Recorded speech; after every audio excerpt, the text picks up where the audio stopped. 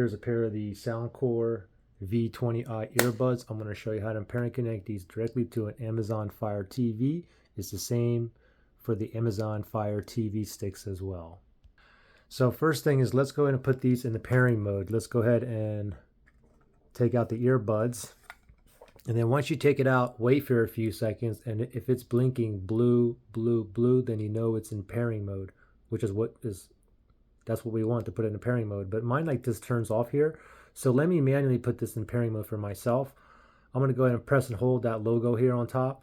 Wait for about 5 seconds or until it starts blinking blue, blue, blue. Okay, we'll do it together. Ready? Press and hold and wait for about 5 seconds and wait till it starts blinking blue here. It's not working. Okay, let me do it again. Ready, set, go. Press and hold. There we go. Now it's blinking blue. Go ahead and let go. Now it's in pairing mode. Now let's shoot over to our TV here and just click on the home button on your remote. And then here you want to navigate to the settings, the gear icon all the way to the right.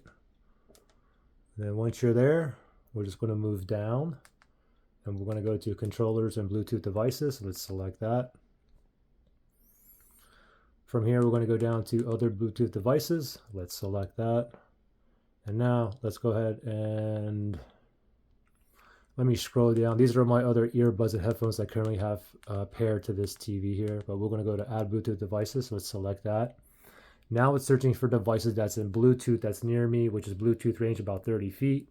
Hey, what do you know? Found the Soundcore V20i's right there. Let's go ahead and select it.